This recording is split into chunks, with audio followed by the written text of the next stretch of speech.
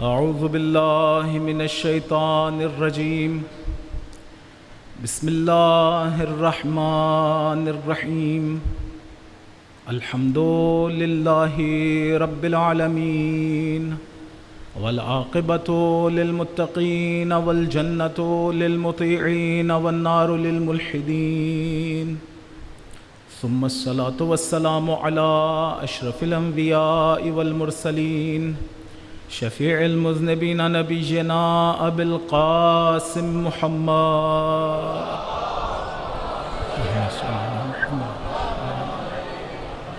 وعلى اہل بیتہ الطیبین الطاہرین الہداة المہدیین لا سیما بقیت اللہ فی الارضین روح لہ الفداء وارواح العالمین واللعنة الدائمة على اعدائهم اجمعین من حين عداوتهم إلى قيام يوم الدين أما بعد فقد قال الله تبارك وتعالى في محكم كتابه أعوذ بالله من الشيطان الرجيم قل هل من شركائكم من يهدي إلى الحق قل الله يهدي للحق أفمن يهدي إلى الحق أحق أن يتبع اما لا يهدي الا ان يهدى فما لكم كيف تحكمون صلوات پڑھنے محمد و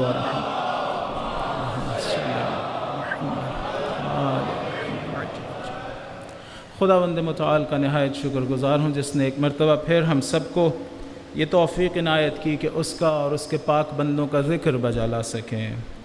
آپ سب سے التماس ہے کہ ایک مرتبہ ایک سورہ فاتحہ اور سورہ توحید کی تلاوت فرما دیں اور اس کا ثواب سید سجاد علی نقوی صاحب، اولیاء بیگم، آغا خان، بابا خان، جعفری بیگم اور خانوادے کے دیگر مرحومین، جعفر حسن نقوی اور مومنین، تمام مومنیت اور مومنات اور شہدائے اسلام، شہدائے ملت اور اپنے اپنے مرحومین کو اس سال فرما دیں۔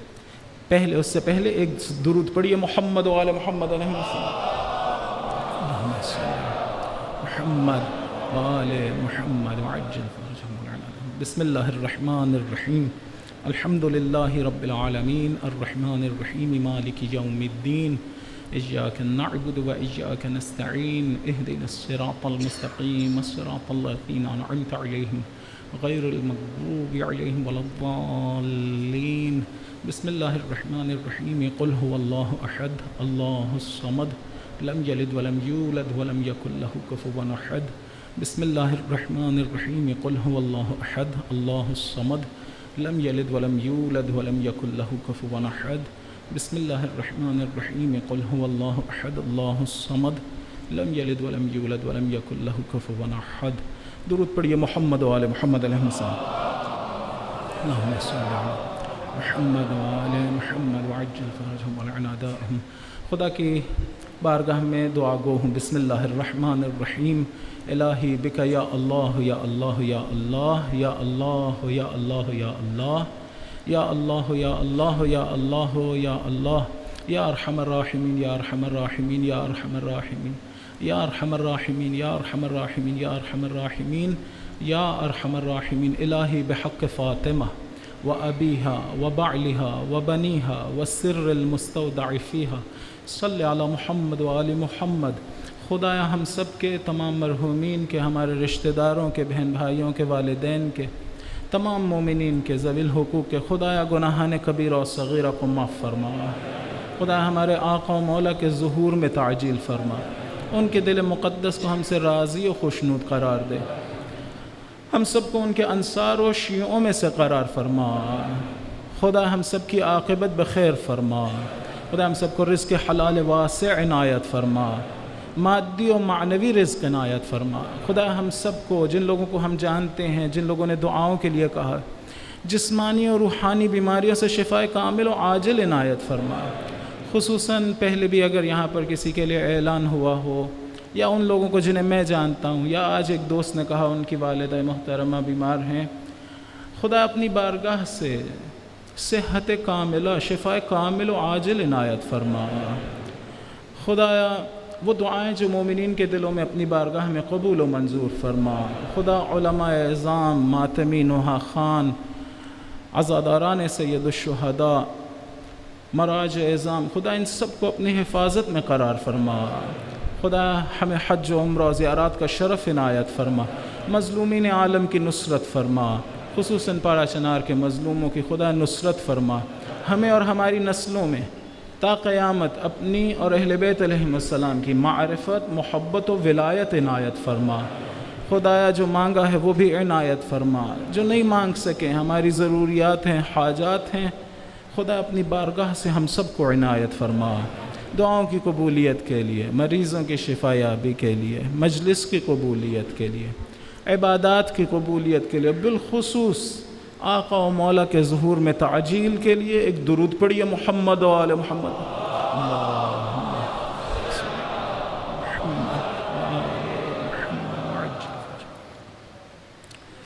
میں عرض کر رہا تھا کہ ہم لوگ امام کے وجود کے محتاج ہیں۔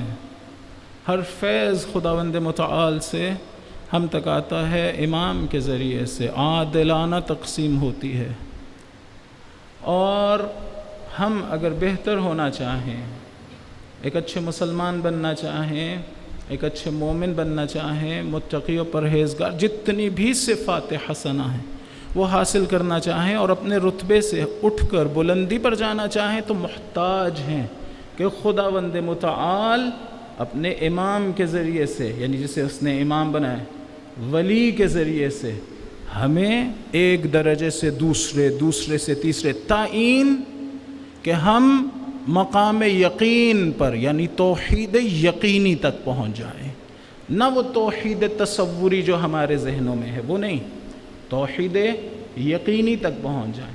ایک سوال یہاں پر ذہنوں میں اٹھتا ہے، وہ یہ کہ کیوں ضرورت ہے بالآخر؟ یہ کہا جاتا ہے، شاید بیان کرنے کی اسے ضرورت ہے، میں نے کل اشارہ کیا تھا، آج تھوڑا سا تفصیل سے بیان کرنے کی کوشش کرتا ہوں۔ کیوں امام کے وجود کی ضرورت ہے؟ کیوں کہا جاتا ہے لولا الحجہ لساخت الارض باہلھا؟ اگر حجت خدا نہ ہو تو یہ پوری کائنات، نہ فقط یہ زمین، بعض اوقات زمین کا مطلب جو عربی میں ارض کہا جاتا ہے، اس کا مطلب یہ نہ سمجھیے کہ فقط و فقط زمین، یہ ارتھ، یہ فقط محتاج ہے، نہیں، یہ نہیں، تمام عالم ممکنات، پوری کائنات تباہ و برباد ہو جائے اگر امام کا وجود نہ ہو۔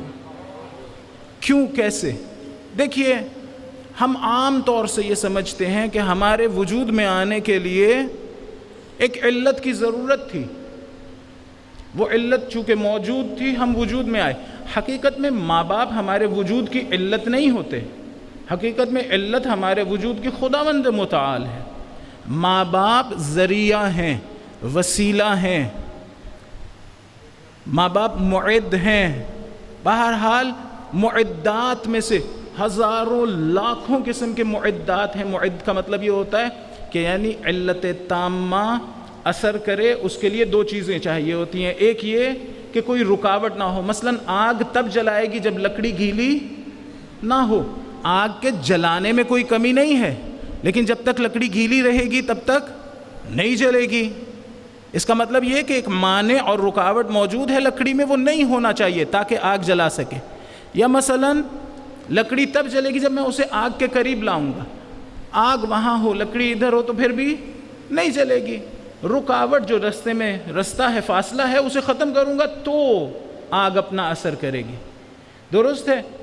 تو بس بعض چیزیں معدات ہیں، یعنی ان میں یہ تقاضا ہوتا ہے، مقتضی ہیں، ان میں یہ تقاضا ہوتا ہے کہ پھر علت تامہ اثر کرے۔ مثلا ہمارے والدین ہماری علت نہیں ہوتے، اگر وہ ہماری علت ہوتے تو جس وقت فوت ہو جاتے ہیں ہم بھی ختم ہو جاتے ہیں، اس لیے کہ علت کے فقدان سے، علت کے ختم ہونے سے معلول ختم ہو جاتا ہے۔ معلول تب تک باقی ہے جب تک علت کو، یا وہ معدات بھی ہوں، ایسا نہ سمجھیے کہ وہ معدات کے بغیر ہے، چونکہ یہ عالم جو خداوند متعال نے بنایا ہے یہ اسباب کا عالم ہے، اسباب کا عالم، یعنی خداوند متعال اس عالم میں جب کوئی کام کرنا چاہتا ہے تو اسباب کے ذریعے سے، ذرائع کے ذریعے سے کرتا ہے۔ مثلا میری پیاس بجھاتا ہے پانی کے ذریعے سے، بجھاتا خدا ہے۔ توجہ رکھیے، میں نے شروع میں بھی عرض کیا تھا پیاس کون بجھاتا ہے؟ خدا۔ لیکن کس طرح سے؟ مجھے کہتا ہے اٹھو جاؤ پانی پیو، یہ نہیں کہ میں بیٹھا رہوں اور پیاس بجھ جائے۔ رازق کون ہے؟ خدا، لیکن مجھے کہتا ہے جاؤ محنت کرو تو میں رزق دوں گا، یعنی دینے والا وہ ہے، اور مجھ سے کہا ہے کہ میں اسباب حاصل کروں۔ اسباب کا درمیان میں اس نے ایک ایسا نظام بنایا ہے کہ ان اسباب کے بغیر یہ اثر نہیں ہوتا۔ وہ اسباب بعض اوقات ہمیں معلوم ہوتے ہیں، بعض اوقات ہمیں معلوم نہیں ہوتے ہیں۔ ایسا تھوڑی کہ ہمیں سارے اسباب معلوم ہیں، بعض اوقات اسباب کا تعلق اسی مادی دنیا سے ہوتا ہے، بعض اوقات اس کے باطن سے ہوتا ہے۔ بہرحال ایک بحث موجود ہے، میں آگے چل کے شاید اشارہ کروں اس کی طرف۔ ابھی ایک اور مطلب کو بیان کر رہا ہوں، درود پڑھیے محمد و آل محمد علیہ السلام۔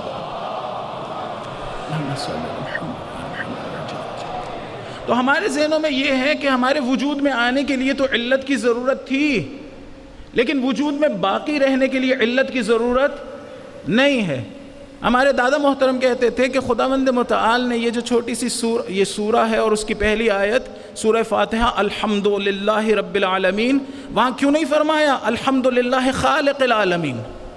کہہ دیتا حمد اس پروردگار کی جو خالق العالمین ہے، نہیں، فرمایا الحمدللہ رب العالمین، تاکہ لوگ یہ نہ سمجھیں کہ ان کی خلقت کے لیے تو ایک اللہ کی ضرورت تھی لیکن باقی رہنے کے لیے کسی کی ضرورت نہیں ہے۔ نہیں، رب کہہ کے بتا دیا کہ جس طرح تمہیں وجود میں آنے کے لیے علت کی ضرورت تھی، اسی طرح وجود میں باقی رہنے کے لیے علت کی ضرورت ہے۔ اس لیے کہ ہمیں علت کی ضرورت، کاز کی ضرورت کیوں تھی؟ اس لیے کہ ہم لوگ پاسبل بینگز ہیں، ممکنات ہیں، ممکن الوجود ہیں۔ صرف ایک موجود ایسا ہے یا وجود ایسا ہے جسے علت کی ضرورت نہیں ہے، وہ کون ہے؟ پروردگار عالم۔ اس کے علاوہ سب محتاج ہیں۔ یا ایھا الناس، نبی ہو، رسول ہو، ائمہ ہو، جو بھی ہو، یا ایھا الناس انتم الفقراء واللہ هو الغنی الحمید۔ ہر شخص کائنات کا ذرہ ذرہ محتاج ہے، صرف خدا ہے جو غنی و حمید ہے، اسے علت کی ضرورت نہیں۔ اور بار بار دہراتا ہوں کہ جس کو اپنے وجود میں اور اپنی ذات میں علت کی احتیاج ہو، وہ اپنی صفات اور افعال میں کیا محتاج نہیں ہوگا؟ وہ صفات اور افعال میں بھی محتاج ہوگا۔ بس اب یہاں سے وہ جواب جو میں دینا چاہ رہا ہوں کہ ہم لوگ سارے کے سارے ممکن الوجود ہیں۔ ہمارے ممکن الوجود کو علت کی ضرورت ہوتی ہے۔ وجود فیض خداوند متعال ہے۔ وجود کیا ہے؟ جیسے باقی نعمتیں ہیں اسی طرح سے وجود ایک نعمت ہے، عدم کے مقابلے میں ایگزسٹنس ایک نعمت ہے خداوند متعال کی۔ یہ فیض ہے خداوند متعال کا۔ اس فیض کو حاصل کرنے کے لیے، یعنی اس فیض یہ انسان کو مل جائے، علت کی ضرورت ہے۔ وہ علت کون ہے؟ اللہ تعالیٰ۔ اللہ تعالیٰ وجود عطا کرتا ہے۔ کیوں ہمیں ضرورت ہے؟ اس لیے کہ ہم لوگ پاسبل بینگز ہیں، ممکن الوجود ہیں۔ سوال یہ ہے جب یہ فیض ہمیں حاصل ہو جائے اور ہم موجود ہو جائیں تو کیا اب ہم ممکن الوجود ہونے سے باہر آ گئے ہیں؟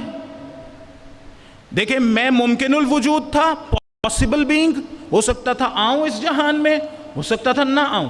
آنے کے لیے علت کی ضرورت تھی، اس علت نے مجھے وجود عطا کیا، میں اس دنیا میں آ گیا۔ تو کیا اب میں ممکن الوجود ہونے سے نکل گیا ہوں یا نہیں؟ ابھی بھی ممکن الوجود ہوں، واجب الوجود تو نہیں بنا نا، ابھی بھی ممکن الوجود ہوں۔ جب میں ابھی بھی ممکن الوجود ہوں تو پھر ابھی بھی محتاج علت ہوں۔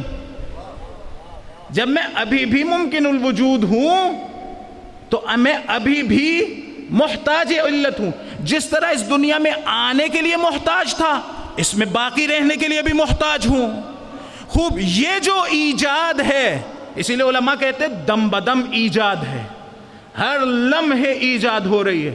خداوند متعال ایسا نہیں ہے کہ بنانے کے بعد بالکل فارغ بیٹھ گئے، نہیں، ہر لمحے ہم محتاج ہیں اور ہر لمحے اس کا فیض جاری ہے۔ یہ جو فیض ہے وجود کا، میں نے عرض کیا تمام تر فیوزات اس ولی اللہ العظم کے ذریعے سے ہم تک پہنچتے ہیں۔ انہی فیوزات میں سے ایک فیض وجود ہے۔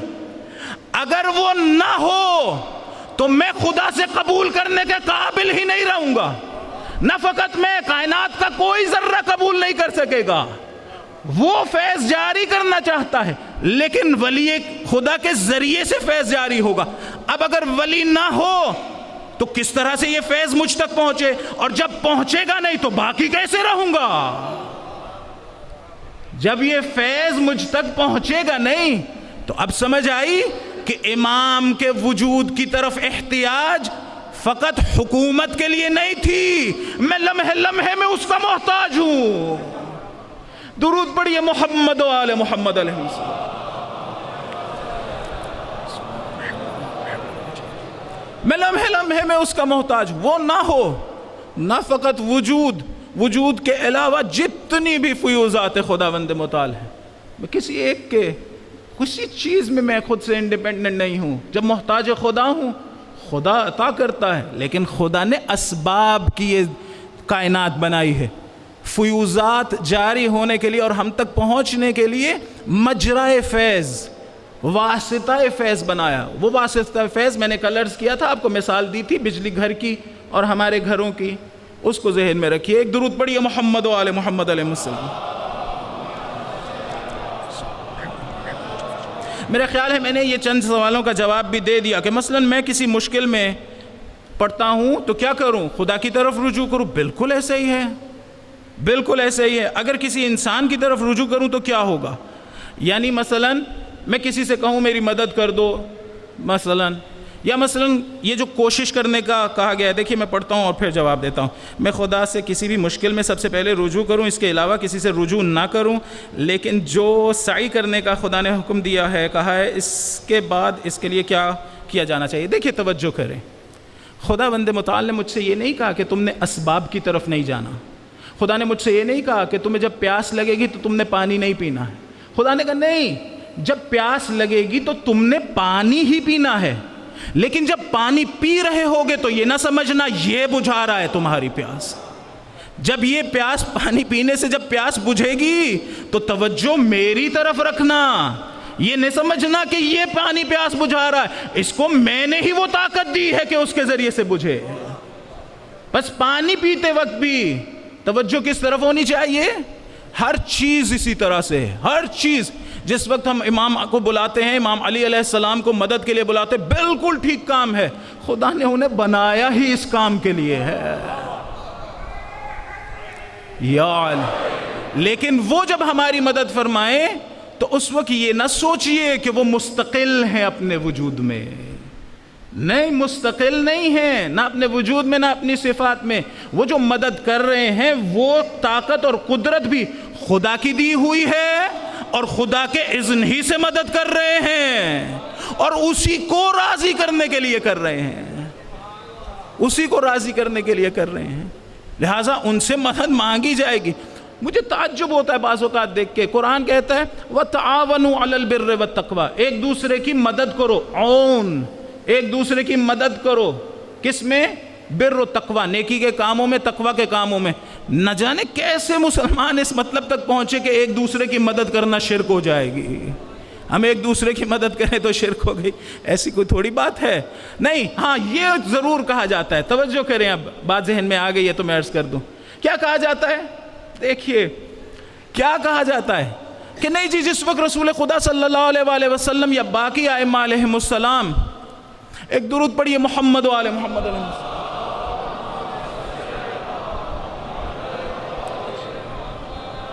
جب تک ان تک ظاہری طور پہ دسترس تھی ہماری تو ٹھیک ہے، وہ مدد کرتے تھے. اب جب ہماری دسترس نہیں ہے ظاہری طور پہ تو اب ان سے کیوں مانگتے ہیں؟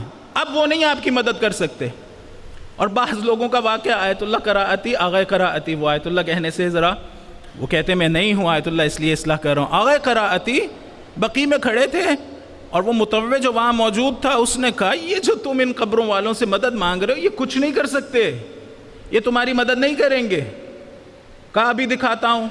ڈیمونسٹریشن دے رہا تھا. کیا کیا اس نے ایک قلم پھینکا اور نام لینا شروع کیا اہل قبور کا. کہا مجھے اٹھا کے دو، مجھے اٹھا کے دو، مجھے اٹھا کے دو. کوئی بھی اٹھا کے نہیں دے رہا تھا. کہا دیکھا یہ تو ایک پین بھی اٹھا کے نہیں دے سکتے. آغا قرآتی نے کہا یہ پین دو، پین لے کے پھینکا، کہا اب خدا سے کہو اٹھا کے دے، اب خدا سے کہو اٹھا کے دے۔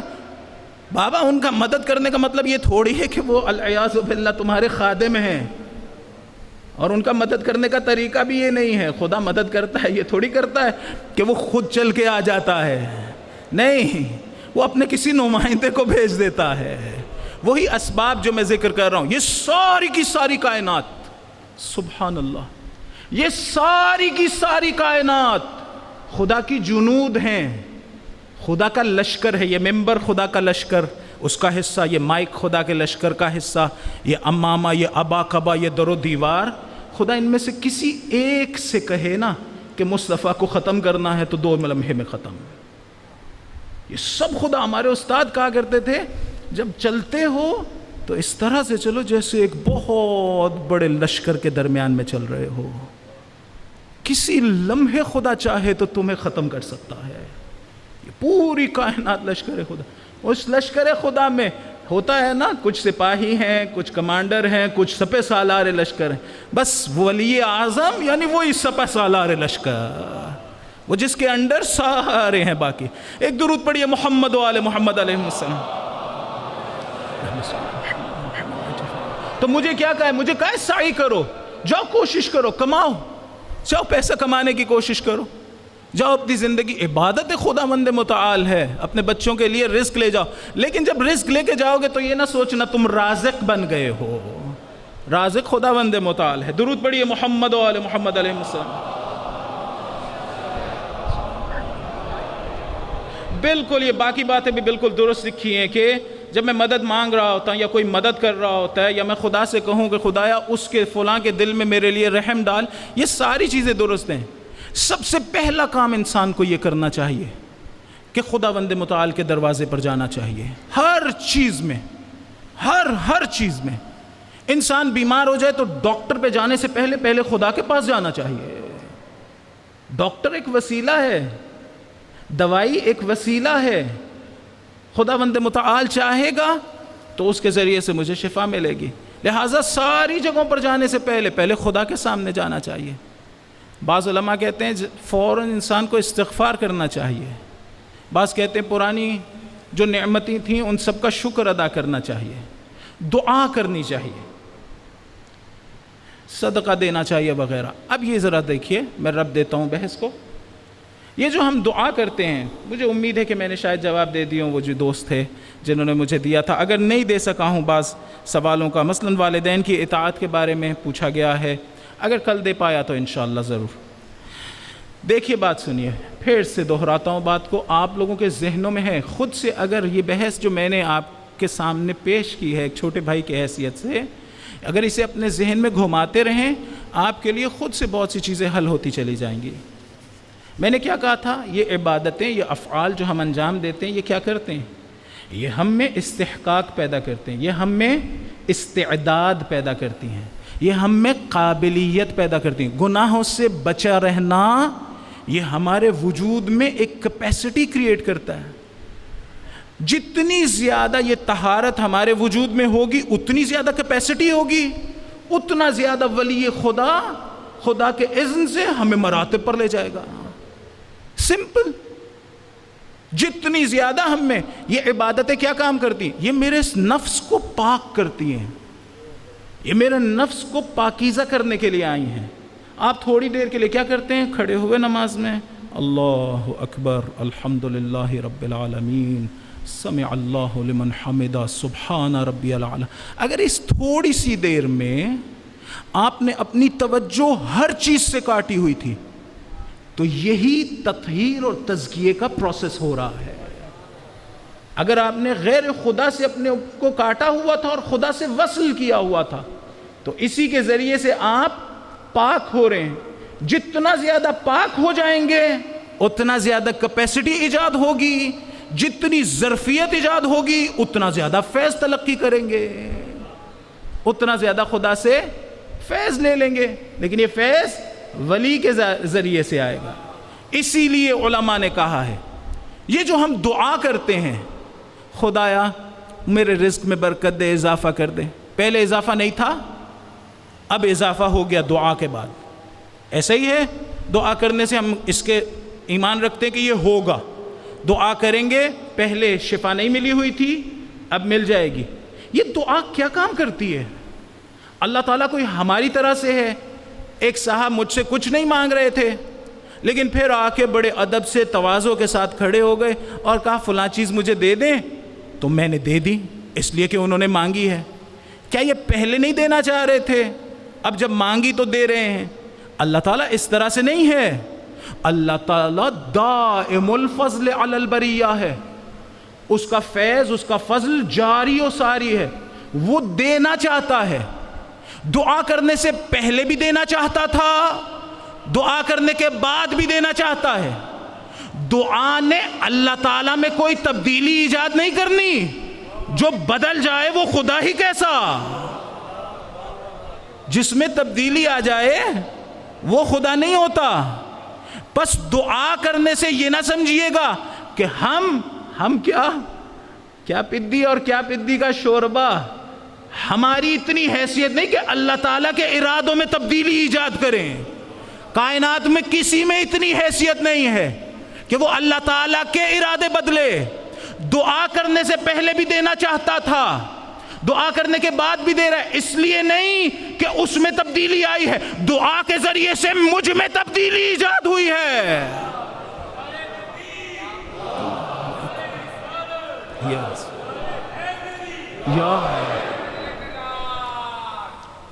درود پڑھیے محمد و آل محمد علیہ السلام. دعا کرنے سے اس میں تھوڑی تبدیلی ایجاد ہوئی ہے. پہلے میں نے اپنے آپ کو خدا سے کاٹا ہوا تھا, لیکن جیسے ہی اس کے در پہ گڑ گڑانا شروع کیا مجھ میں تبدیلی ایجاد ہوئی.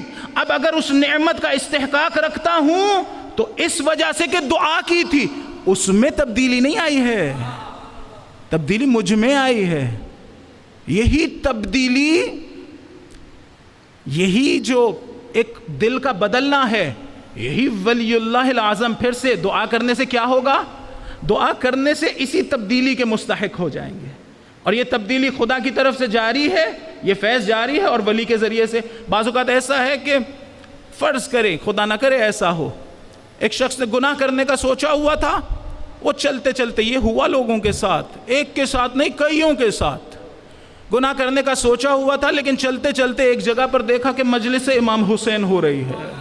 تھوڑی دیر کے لیے مجلس میں بیٹھا, شاید 2 آنسو بہائے, استحقاق پیدا ہوا کہ اس کا دل بدل جائے. جیسے ہی دل بدلا تو اب گناہ کی طرف رغبت ہی نہیں ہو رہی ہے.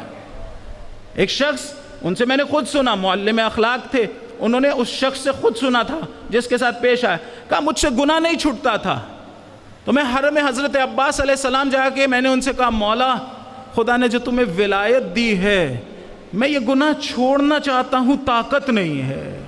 ایک مرتبہ ولی کے در پر آیا, خدا نے فیض جاری رکھا. کہتے باہر آیا تو رغبت ہی نہیں تھی, رغبت ہی نہیں تھی. بس دعا کے ذریعے سے کیا ہونا ہے؟ مجھ میں تبدیلی آنی ہے. اور روایات میں ہے کہ یہ جو دعا ہے آپ کرتے رہیے, یہ محجوب رہے گی, ایسے جیسے مانع اور رکاوٹ موجود ہے تب تک جب تک کہ آپ رسول پہ اور اس کی آل پہ درود نہ بھیج دیں. صلی علی محمد. مجھے اس کا مطلب بھی یہی سمجھ میں آتا ہے کہ مجھ میں تبدیلی اگر میں چاہتا ہوں ہو تو کیا ہو؟ میں درود بھیجوں. اسی لیے زیارت جامعہ کے کیا جملے ہیں کہ یہ درود, یہ سلام, یہ کیا کرتا ہے؟ یہ ہمارے نفسوں کو پاکیزگی عطا کرتا ہے. پاکیزگی عطا ہوتی ہے, یہ عبادتیں ساری یہ کام کر رہی ہیں, پاکیزگی عطا ہوتی ہے, وہاں سے فیض جاری ہے, ہم استحقاق پیدا کرتے, ولی کے ذریعے سے ہم تک پہنچتا ہے. ایک درود پڑھیے محمد و آل محمد علیہ السلام.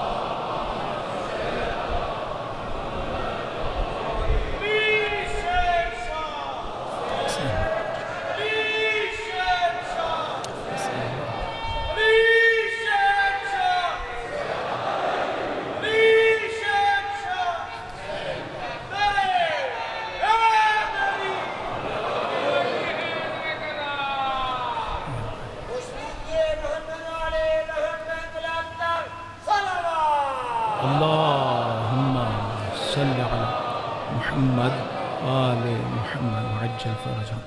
بس دعا کے ذریعے سے اصل یہ ہے کہ میں تبدیل ہوں. ہم لوگ آج تک اسی چکروں میں پڑے رہے کہ وہ عبادت کرنے سے نا ثواب ملتا ہے. وہ اپنی جگہ بالکل ٹھیک چیز ہے، میں اس کا انکار خدا نہ کرے، خدا نہ خواستہ میں اس کی کوئی شان میں کمی نہیں کر رہا ہوں ان باتوں کی، نہیں، وہ اپنی جگہ بالکل ٹھیک بات ہے، ثواب ملتا ہے.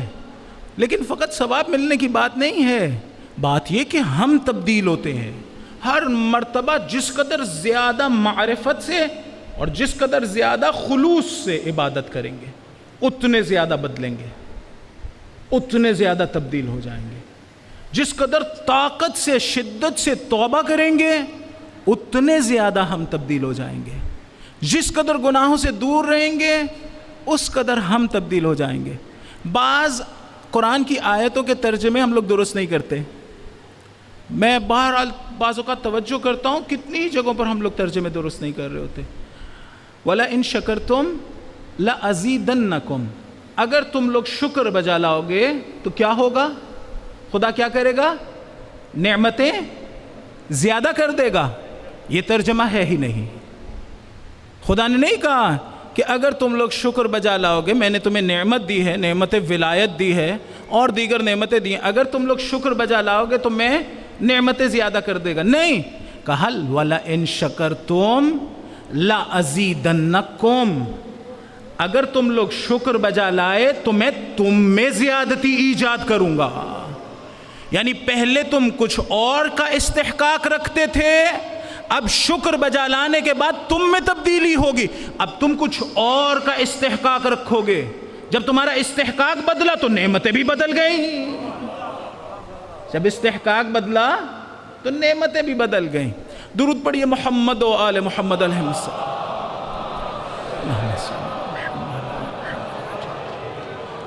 اب مختصر سے میں عرض کرتا ہوں وہ جو مطلب ذہن میرے بہرحال لے کے آیا تھا. ایک درود پڑھیے محمد و آل محمد علیہ السلام.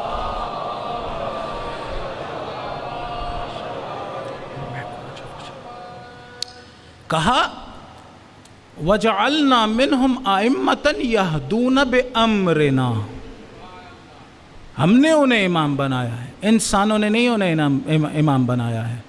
یہ رتبہ ایسا ہے ہی نہیں کہ انسان بنا سکے. خدا خود پوچھ رہا ہے، کہتے ہیں فَمَا لَكُمْ كَيْفَ تَحْكُمُونَ، یہ تم لوگ کس طرح کی باتیں کر رہے ہو. أَفَمَنْ يَهْدِي إِلَى الْحَقِّ أَحَقُّ أَنْ يُتَّبَعَ أَمَّنْ لَا يَهْدِي إِلَّا يُهْدَى. وہ جو خود محتاج ہدایت ہے کیا وہ ہدایت کرے گا یا وہ جسے ہم نے ہادی بنا کے بھیجا ہے؟ ہم نے ہادی. اور یہ ہدایت میں نے عرض کیا اس کا مطلب کیا ہے؟ ایصال الی المطلوب. بعض لوگوں نے کہا اس کا مطلب یہاں پر اس آیت میں اس اراءۃ الطریق ہے، یعنی رستہ دکھلانا. بعض لوگوں نے کہا کہ نہیں، اس کا مطلب یہاں پر ایصال الی المطلوب ہے. خوب وہ امام کیا کرتا ہے؟ ہدایت کرتا ہے. کس چیز کے ذریعے سے؟ ہدایت بے امر خدا. یہاں پر بے امر خدا کا مطلب یہ نہیں ہے کہ بے حکم خدا. فرمایا وَجَعَلْنَا مِنْهُمْ أَئِمَّةً يَهْدُونَ بِأَمْرِنَا، ہمارے امر سے ہدایت کرتے ہیں. امر خداوند متعال کا مطلب ہے ملکوت عالم، عالم مادی. دیکھیے یہ جو عالم ہے اسے کہتے ہیں ملک، جو اس کا باطن ہے اسے کہتے ہیں ملکوت. خدا نے دونوں لفظ قرآن میں استعمال کیے ہیں. تبارک الذی بیدہ الملک، متبارک ہے وہ ذات جس کے ہاتھ میں ملک ہے، یعنی یہ عالم اسی کے ہاتھ میں ہے. بیدہ الملک اس کا مطلب ہے صرف اسی کے ہاتھ میں ہے. اگر اس نے اپنے اولیاء کے ہاتھ میں بھی دیا ہے تو اس کا یہ مطلب نہیں ہے کہ وہ خود اس کو اپنے ہاتھ میں رکھتے، نہیں، خدا کا دیا ہوا ہے. اس مطلب کی طرف ہمیشہ محتاج رہیے، متوجہ رہیے.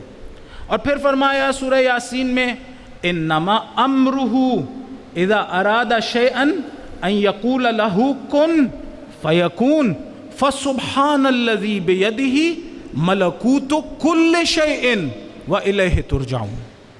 اس کا امر یہ ہے کہ جب وہ کسی چیز کا ارادہ کرے وہ چیز فوراً ہو جاتی ہے، اور پاک ہے وہ ذات. فسبحان الذی بیدہ ملکوت کل شیء، پاک ہے وہ ذات جس کے ہاتھ میں ہر چیز کا باطن ہے، اور اسی کی طرف تم واپس لوٹ جاؤ گے. یہ جو ہے نا اسی کی طرف تم واپس لوٹ جاؤ گے. ممکن ہے خداوند متعال کہہ رہا ہو تم میری طرف واپس لوٹنے والے ہو، ممکن ہے یہ بیان کر رہا ہو کہ تم اس عالم ملک سے اسی عالم کے ملکوت کی طرف چلے جاؤ. جب ہم مر جائیں گے تو اس عالم کے باطن کی طرف چلے جائیں گے. ایک درود پڑھیے محمد و آل محمد علیہ السلام. امام، وہی جو امر لفظ استعمال ہوا ہے، انما امرہ، علماء نے کہا یہی امر یعنی ملکوت عالم، ملکوت عالم مادہ، اسے کہتے ہیں امر. خدا کا امر. یہ دو قسم کے عالم بیان ہوئے ہیں قرآن میں، اور بھی عوالم بیان ہوئے. دو قسم کے عالم، ایک ہے عالم خلق، ایک ہے عالم امر. الا لہ الخلق والامر، جان لو صرف اسی کے لیے ہے. کیا چیز؟ خلق بھی اور امر بھی. یہ جتنا کچھ ہے یہ سارے کا سارا عالم خلق ہے، اور جو اس کا باطن ہے وہ عالم امر ہے، ملکوت ہے، غیب ہے، باطن ہے. جتنے مرضی آپ یہ نام کہیے، ان سب سے مراد ایک ہی ہے. اور یہ جو عالم خلق ہے یہ ملک ہے، یہ ظاہر ہے، یہ شہادت ہے. شہادت وہی اردو والا شہادت نہیں، شہادت یعنی ظاہر. ابھی وہ عالم ہمارے لیے ظاہر نہیں ہے، یہ عالم ہمارے لیے عالم الشہادہ ہے. بہرحال تو خدا کیا کرتا ہے؟ وَكَذَلِكَ نُرِي إِبْرَاهِيمَ مَلَكُوتَ السَّمَاوَاتِ وَالْأَرْضِ لِيَكُونَ مِنَ الْمُوقِنِينَ. اور اسی طرح سے ہم نے دکھائے یا ہم دکھاتے ہیں کیا؟ حضرت ابراہیم کو کیا چیز؟ ملکوت السماوات والارض. اس عالم کا باطن صرف دکھاتے نہیں ہیں، اس دکھانے کا مطلب ہے کہ تسلط عطا کیا ہے. اس دکھانے کا مطلب ہے کہ ولایت عطا کی ہے. اس دکھانے کا مطلب ہے یہ نہیں ہے کہ حضرت ابراہیم دیکھ رہے تھے، ان آنکھوں سے تھوڑی دیکھا جاتا ہے، دیکھ رہے تھے اور خداوند متعال نے انہیں کچھ مناظر دکھائے، ایسا نہیں ہے. علماء نے بیان کیا کہ خداوند متعال نے قدرت عطا کی، ولایت عطا کی. کیوں؟ اتنے بلند درجے کی کہ لِيَكُونَ مِنَ الْمُوقِنِينَ، عالم امر کے بارے میں، عالم ملکوت کے بارے میں انہیں یقین حاصل ہو جائے، یقین حاصل ہو جائے. بہرحال کچھ حقائق ہیں جو عطا ہوئے. جب فرمایا نا کہ ہادی جسے ہم نے امام بنایا ہے وہ اس امر کے ذریعے سے ہدایت کرتا ہے، اس کا مطلب بھی یہی ہے کہ اس کو خداوند متعال نے تسلط عطا کیا ہوتا ہے، ولایت عطا کی ہوتی ہے. کس پر؟ نہ فقط اس ظاہری عالم پر بلکہ اس کے باطن پر. اس کے باطن پر ولایت حاصل ہونا یہ خود ثابت کرتا ہے کہ پھر ظاہر پہ بھی ولایت ہوگی. یہ میری روح، اس کا تعلق عالم خلق سے نہیں ہے، عالم امر سے ہے. ہر چیز کے دو چہرے ہیں. ایک چہرہ اس عالم کی طرف ہے، اسے کہیں گے عالم خلق کی طرف اس کا چہرہ، وجہ خلقی. اور ایک اس کا رخ عالم باطن کی طرف ہے، عالم امر کی طرف ہے، ملکوت کی. یعنی میری حقیقت، میرا باطن، میری روح، یہ ہے خلق، یہ جو آپ دیکھ رہے ہیں. اور ایک ہے باطن اس کا، وہ ہے امر، وہ ہے امر، اس کا تعلق اس سے ہے. ہم لوگ اتنے ضعیف ہوتے ہیں عام طور سے کہ ہم لوگ کی دسترس عالم خلق تک ہوتی ہے، عالم باطن تک نہیں ہوتی. اگر کسی کو علم حاصل ہو جائے یعنی عطا ہو اسے ولایت اس عالم کی، تو وہ اس عالم میں بھی تصرف کر سکتا ہے.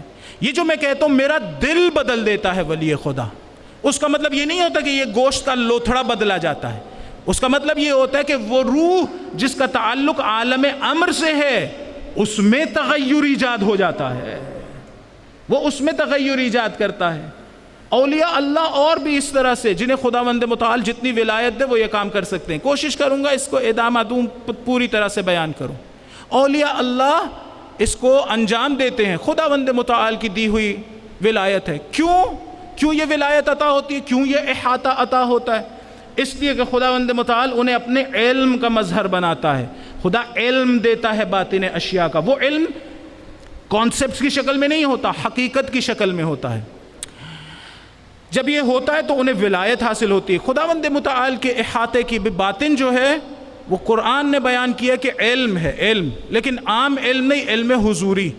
کہا وَأَحَاطَ بِكُلِّ شَيْءٍ عِلْمًا، خدا احاطہ رکھتا ہے ہر چیز پہ، لیکن اس طرح سے نہیں جس طرح سے ایک چیز پڑی ہو آپ اس کے اوپر ایک بڑا سا جار لا کے رکھ دیں. مادی چیزیں جس طرح سے مثلا یہ ابھی گنبد ہمارا احاطہ کیے ہوئے ان لوگوں کا، اس طرح سے تو خدا تو فزیکل ہے نہیں، اس طرح سے احاطہ نہیں ہے. کس طرح سے احاطہ ہے؟ علم کے ذریعے سے. اور ولایت کا باطن بھی علم ہے، اور وہ علم علم حضوری ہے. ایک بحث ہے. بہرحال ایک درود پڑھیے محمد و آل محمد علیہ السلام.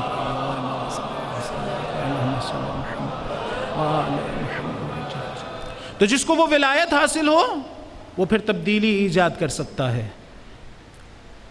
چونکہ باطن پہ اس کو ولایت حاصل ہے. وہ چاہے تو ہاتھ بڑھائے اور دیوار سے انگور نکال لے، وہ چاہے تو قالین میں موجود شیروں کو زندہ کر دے. اس کو خدا نے یہ طاقت دی ہوتی ہے. وہ کہاں پر وہ اس طاقت کو استعمال کرتا ہے؟ علماء نے کہا وہ باطن عالم میں، باطن عالم میں ایک تبدیلی ایجاد ہوتی ہے اور پھر اس کا ایک رخ یہاں پر ہے. بہرحال ایک طاقت ہے، ایک قدرت ہے جو پاکیزگی کے نتیجے میں علم کی شکل میں انسان کے وجود میں آتی ہے اور اپنے ساتھ قدرت لے کر آتی ہے. پچھلے سال اگر آپ کو یاد ہو تو جناب آصف ابن برخیہ کا اور دیگر مثالوں سے میں نے اس کو بیان کیا تھا کہ کس طرح سے علم حضوری قدرت لے کر آتا ہے، ولایت لے کر آتا ہے. علماء کے بارے میں بھی قصے موجود ہیں، ولایت استعمال کرتے رہے ہیں.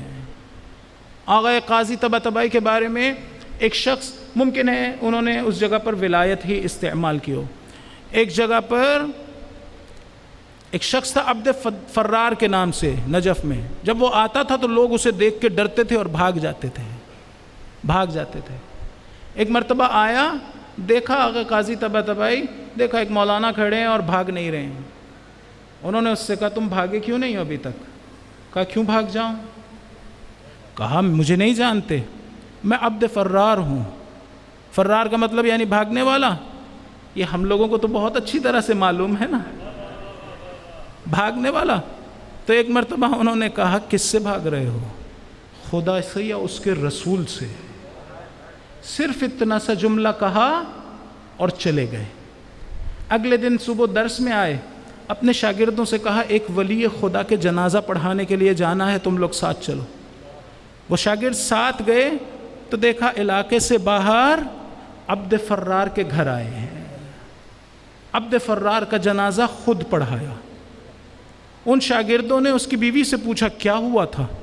کہا نہ جانے کس حالت میں واپس گھر آیا، صحن میں ٹہلتا جاتا تھا اور کہتا جاتا تھا کس سے بھاگ رہا ہے؟ خدا سے یا اس کے رسول سے. کہا اسی کیفیت میں فجر کے قریب جان دے دی اس نے. ممکن ہے ولایت استعمال کی ہو، اس کو توجہ دلائی ہو. خوب یہ قصہ اس لیے یہاں پر ذکر کیا کہ ہم سوچیں ہم کس سے بھاگ رہے ہیں. خدا سے، اس کے رسول سے، اس کے اولیاء سے. ہم کس سے بھاگ رہے ہیں؟ کیوں اس کے دروازے پر نہیں آتے؟ اور کیا قربان ہو جاؤں قرآن کی اس آیت کی طرف. کیا کہتی ہے وہ آیت؟ فَفِرُّوا إِلَى اللَّهِ. جب آپ کسی چیز سے ڈرتے ہیں تو اس سے دور بھاگتے ہیں.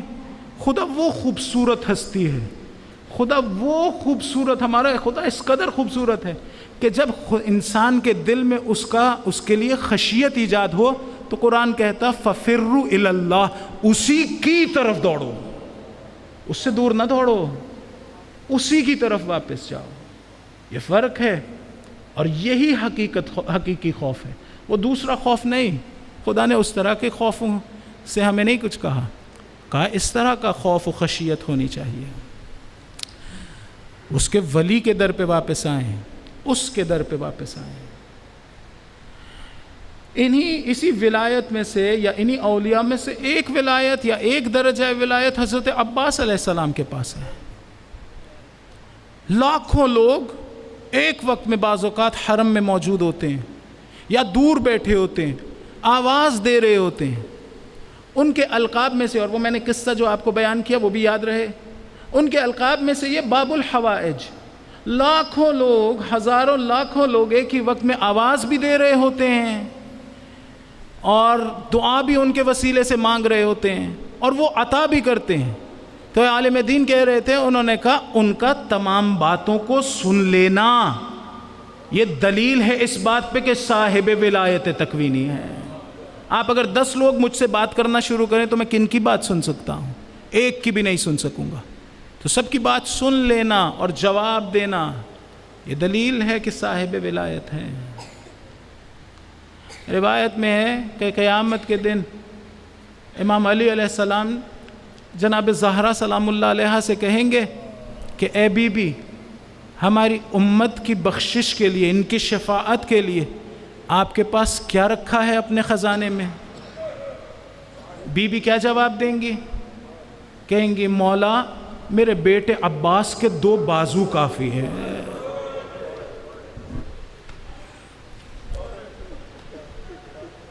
کہیں گی عباس کے 2 بازو کافی ہیں.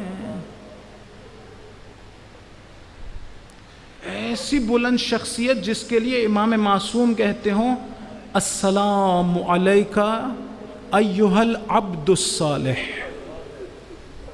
معمولی آدمی نہیں کوئی کہہ رہا انہیں. یہ السلام علیکہ کا مطلب کیا ہے؟ یہ کہنا کہ آپ پر سلامتی ہو، اس کا مطلب کیا ہے؟ یعنی آپ امنیت میں ہیں، آپ سیکیور ہیں، امن و امان میں. یعنی کیا مطلب امن و امان میں؟ یعنی خدا نے جو فطرت پاکیزہ عطا کی تھی اس میں ذرہ برابر شرک نہیں ہے. ایک نہایت بلند مقام ہے. یہ سند ہے امام معصوم کی طرف سے. اور پھر فرمایا ایھا العبد الصالح، اے عبد صالح. دیکھیے عمل صالح انجام دینا اور چیز ہے، خود صالح ہونا اور چیز ہے. عبد صالح المطیع للہ ولرسولہ ولامیر المؤمنین وللحسن والحسین. یہ جو جملہ ہے یا یہ جو وصف ہے المطیع للہ، شاید یہ بتا رہا ہے کہ عبودیت اور صالح ہونے کی منزلت پر کیوں پہنچے؟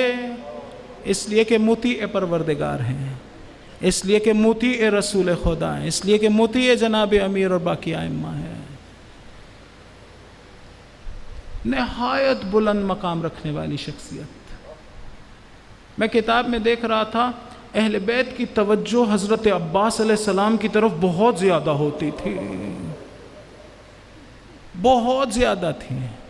نہ فقط شجاعت کی وجہ سے، اس پاکیزگی کی وجہ سے جو ان کے وجود میں تھا، اس توحید کی وجہ سے جو ان کے وجود میں تھی. امام علی علیہ السلام نے ان سے کہا کہیے ایک، کہا ایک، کہا کہیے 2، دیکھا نہیں کہہ رہے ہیں، جھجک رہے ہیں. کہا بیٹا کیوں نہیں کہتے؟ کہا جس زبان سے 1 کا اقرار کیا ہے اس سے 2 کہتے شرم آتی ہے. چھوٹے سے بچپنے کے عالم میں ایسے سوچ رہے تھے. کس قدر پاک ہوں گے. جس وقت اس دنیا میں آئے جناب امیر علیہ السلام نے اٹھایا، خود نام رکھا عباس، خود نام رکھا. اور کیا کہنے جناب کی والدہ کے. جس وقت منادی بشیر آیا تھا، مدینے میں لٹا ہوا قافلہ پہنچا تھا، تو آ کے کہہ رہا تھا، آ کے اس نے کیا کہا؟ کہا ام البنین تمہارا ایک بیٹا مارا گیا. حضرت ام البنین کہتی ہیں کہ یہ نہ بتاؤ حسین کس حالت میں ہے. اب دیکھیے کیا ہوا. پہلے کہا تھا ام البنین تمہارا ایک بیٹا مارا گیا، کہا بتاؤ حسین کس حالت میں ہے. کہا ام البنین تیرے 4 بیٹے مارے گئے. فرماتی ہیں لقد قطعتنی آتا قلبی، تو نے میری جگر کی دل کی رگیں کاٹ دی. یہ پوری کائنات ایک حسین پہ فدا ہو جائے. کیسی عظیم بی بی ہے. سبحان اللہ. جس وقت مولا آئے، امام علی علیہ السلام ہاتھوں میں اٹھایا، نام رکھا عباس. ایک مرتبہ گنداقے سے ہٹایا اور چھوٹے چھوٹے بازو باہر نکالے. ساتھ ان بازوؤں پہ بوسے دیتے تھے، ساتھ گریا کرتے چلے جاتے تھے. جناب ام البنین نے پوچھا مولا گریا کیوں کر رہے ہو؟ کہا ام البنین میرے بچے کے بازو حسین کی نصرت میں کاٹے جائیں گے۔ اجرکم اللہ۔ خود مولا نے تربیت کی حضرت عباس کی، فقط فنون حرب نہیں سکھائے، علم جو علم لدنی عطا ہوا تھا وہ زبان کے ذریعے سے حضرت عباس کو عطا کیا، اسی لیے صاحب ولایت تھے، اسی لیے صاحب ولایت تھے۔ جنگ صفین میں 15 سے 17 برس کی عمر تھی، لیکن جس وقت جنگ کرنے کے لیے میدان میں آئے، امام علی علیہ السلام کے سارے اصحاب حیران تھے کہ یہ کون نقاب پوش ہے جو اس طرح جنگ کر رہا ہے۔ ابن شعثا اس کے بارے میں لکھا گیا کہ عرب کہتے تھے کہ 10,000 سواروں سے مقابلہ کر سکتا ہے۔ ایک جنگ میں اس کی ڈھال اس کے ہاتھ سے ٹوٹ گئی یا چھوٹ گئی، جو بھی ہوا، اس نے اونٹنی کا بچہ ہاتھ میں اٹھا لیا تھا۔ جب حضرت عباس علیہ السلام آئے تو اس کے 7 بیٹوں کو فنار کیا تھا، اس کے بعد وہ خود میدان میں آیا، 15 سے 17 سال کی عمر کے، اس کو بھی فنار کیا۔ جب اس کیفیت کو دیکھا اصحاب نے حیران تھے۔ ایک مرتبہ امام علی نے کہا عباس واپس آؤ، واپس آئے، نقاب پلٹا، سب نے دیکھا عباس ہیں، پیشانی پہ بوسہ دیا، کہا عباس کہیں تجھے نظر نہ لگ جائے۔ سوچتے ہوں گے میں نے عباس کو عاشور کے لیے سنبھالا ہے، میں نے خدا سے مانگا تھا میرے حسین کی نصرت کے لیے بیٹا عطا کر۔ عاشور کے دن حضرت زہیر بن قین نے علم اٹھایا، ایک صحابی سے علم لیا، اٹھا کر لائے حضرت عباس کے پاس، آ کے کہتے ہیں عباس یہ علم پکڑو، ایک بات بتانی ہے۔ کہا کیا بتانا ہے؟ عاشور کے دن۔ کہا عباس تمہارے بابا نے حضرت عقیل سے کہا تھا میرے لیے ایک بہادر خاندان سے ایک پاک بی بی کا انتخاب کریں تاکہ ایک ایسا بیٹا پیدا ہو جو حسین کی نصرت کرے۔ عباس کیا تمہیں یاد ہے نا، بھول نہ جانا آج حسین کی نصرت کرنی ہے۔ مقتل کے جملے ہیں، ایک مرتبہ رکابوں پہ زور ڈالا، رکابیں ٹوٹ گئی۔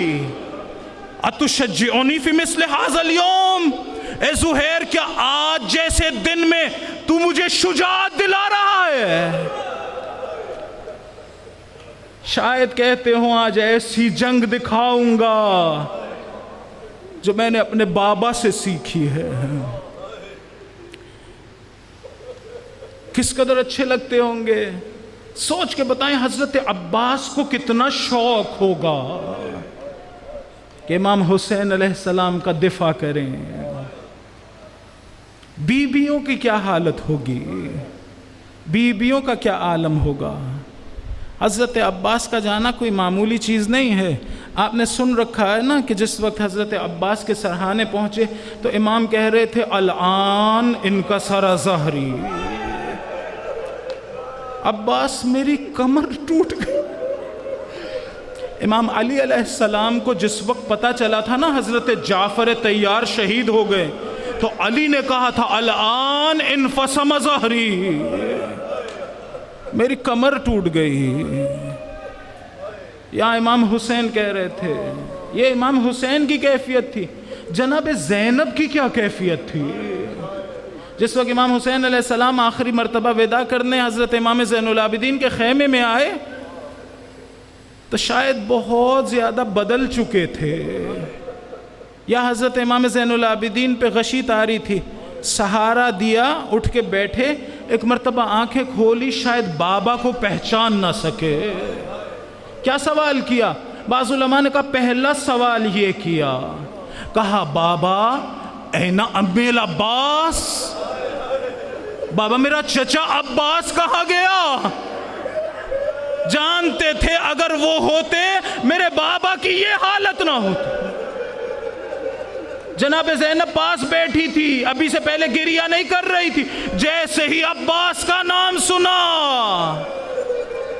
ایک مرتبہ گریہ بلند ہوا، گلے میں گریہ آ گیا۔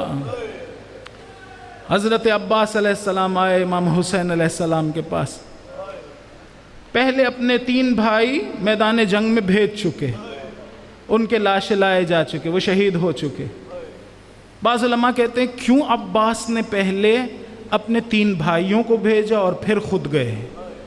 کہا شاید اس عمل سے وہ کیفیت جو حسین کو حاصل ہونی ہے وہ عباس کو حاصل ہو جائے۔ یعنی بھائی کے مرنے پہ بھائی کو کیسا محسوس ہوتا ہے، یہ ان 3 بھائیوں کی شہادت پہ پتہ چلا ہوگا۔ ایک مرتبہ آ کے کہا مولا اب زندہ رہنے کی کوئی خواہش نہیں ہے، مجھے جنگ کی اجازت دو۔ دیکھیں جہاں پر آپ دیکھ رہے ہوں میرے مولا کے چھوٹے چھوٹے بچے پیاسے ہیں، ظالموں نے پانی بند کر رکھا ہے، میرے مولا کے ہونٹ پیاسے ہیں، وہاں زندہ رہنے کی کوئی خواہش ہوگی؟ کہا مولا مجھے جانے دیں۔ مولا نے کیا فرمایا؟ عباس تم میرے سپہ سالار لشکر ہو۔ حضرت عباس علیہ السلام نے فرمایا مولا وہ لشکر کہاں رہا جس کا میں سپہ سالار۔ مولا نے کہا اچھا عباس اگر جاتے ہو تو جاؤ، یہ مشک اٹھا کے لے جاؤ، ہو سکے تو تھوڑا سا پانی لے آؤ۔ حضرت عباس علیہ السلام مشک اٹھا رہے تھے، شاید چھوٹے چھوٹے بچوں نے دیکھ لیا تھا، جناب سکینہ نے دیکھ لیا تھا اب چچا عباس پانی لینے جا رہے ہیں۔ لیکن ایک عالم دین نے کیا خوب تحریر کیا، کہا ذرا سوچ کے بتائیے جس وقت مشک اٹھا کے خیمے سے باہر گئے ہوں گے جناب سکینہ کی کیا کیفیت ہوگی؟ شاید دل میں آیا ہو صبح سے جو میدان میں گیا ہے وہ واپس نہیں آیا ہے، وہ میرا چچا بھی چلا گیا میدان میں، سوچتی ہوں گی پانی آئے نہ آئے میرا چچا واپس آ جائے، میرا چچا واپس آ جائے۔ ہاتھ میں نیزہ تھا، ایک مرتبہ دشمن سے جنگ کرتے کرتے فرات پر وارد ہوئے، دشمن نے اتنے تیر برسائے تھے کہ حضرت عباس کا پورا جسم تیروں سے بھرا ہوا تھا۔ میں مقتل کی کتاب کا مطالعہ کر رہا تھا، اتنے تیر برسائے تھے کہ جسم پہ تیر ہی تیر تھے۔ لیکن عباس کے دل میں کیا ہوگا؟ حضرت عباس علیہ السلام کے دل میں یہ ہوگا عباس کی جان جاتی ہے جائے، میں حسین کے لیے تھوڑا سا پانی لے جاؤں۔ ایک مرتبہ فرات میں داخل ہوئے، مشک کو پانی سے بھرا، خود پانی نہ پیا، شاید یاد آیا ہو بابا کو جب ضربت لگی تھی ایک مرتبہ پاس بلایا تھا، کہا تھا عباس قیامت میں تم میری آنکھوں کی ٹھنڈک ہوگے، عباس اگر کبھی پانی پہ قبضہ ہو حسین کی پیاس کو یاد رکھنا، خود پانی نہ پینا۔ لیکن عزاداران سید الشہداء میرا دل کرتا ہے، کہتا ہے کہ حضرت عباس مشک بھر کے تیزی سے باہر آئے ہوں گے، یا جلدی ہوگی حسین تک پانی پہنچانے کی، یا اس ٹھنڈک سے بچ رہے ہوں گے جو دریا کے پانی سے حاصل ہوتی ہے۔ ایک مرتبہ خیمے کی طرف بڑھنا شروع کیا، تیزی تیزی سے جا رہے تھے، کسی کی جرت نہیں تھی کہ سامنے سے آ سکے وار کر سکے۔ ایک ظالم نے چھپ کے وار کیا، دائنا بازو شہید ہوا، کٹ گیا۔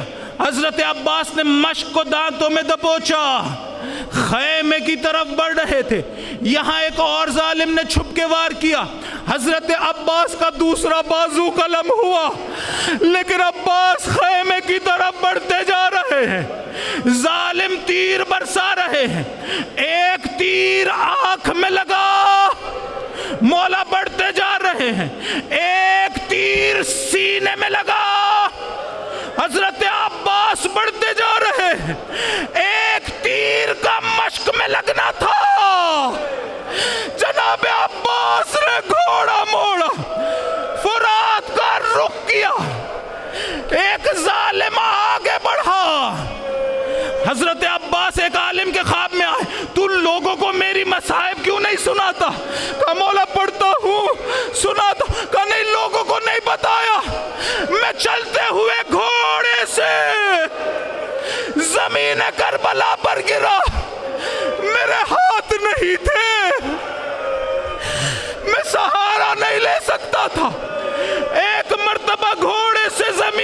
طرف آئے. علماء نے کہا اس جگہ پر آواز دی, اے بھیا میری خبر لو. بعض نے کہا کیوں آج کہہ رہے بھائی؟ کہا شاید گرتے گرتے جناب زہرا کی زیارت ہوئی ہو. کہتے دیکھا ہائے میرا بیٹا عباس, اجرکم اللہ. اب زمین کربلا پر آ گئے. ہماری آنکھ میں تنکا چبھ جائے کیسے نکالتے ہیں؟ ہاتھ کے ذریعے سے.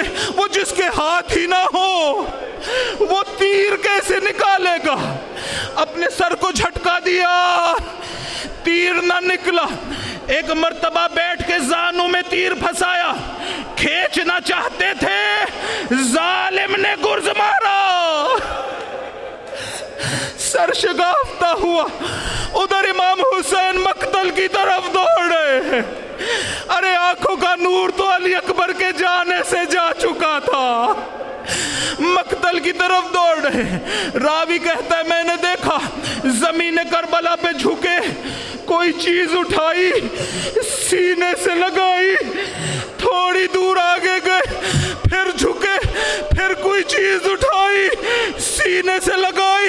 اب جو میں نے دیکھا عباس کے 2 بازو سینے سے لگا رہے تھے. مولا عباس کے کنارے پہنچے, ایک مرتبہ سر اٹھایا. علماء نے کہا سر اٹھا کے اپنی گود میں رکھا. حضرت عباس نے کہا آقا آپ سے درخواست ہے. کہو عباس کیا ہے؟ مولا میرا سر زمین پر رکھ دے. کیوں؟ اس لیے کہ تھوڑی دیر بعد آپ ذوالجنا سے گریں گے,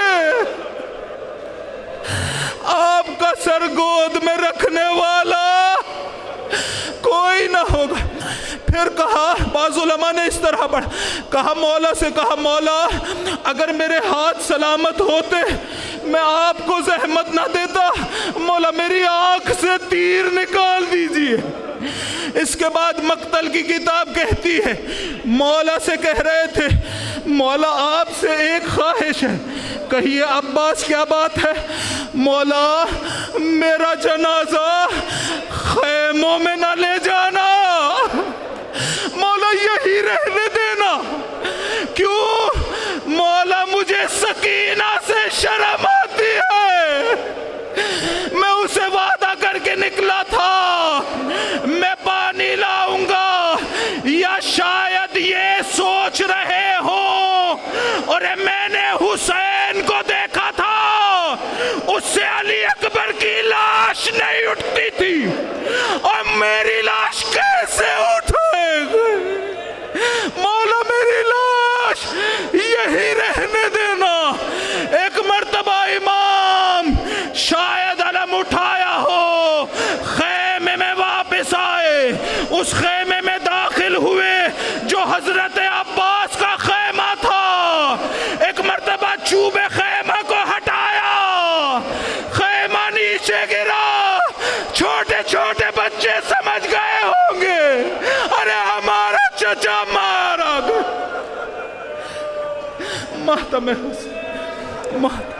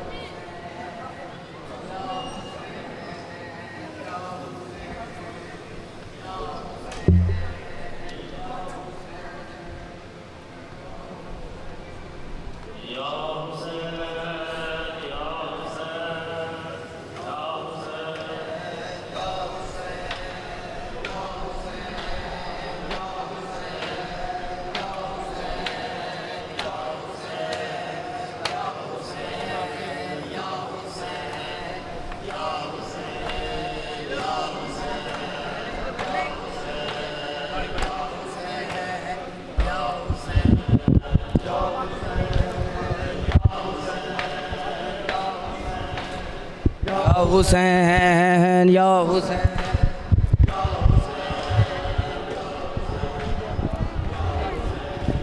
پاپا یہ لگتا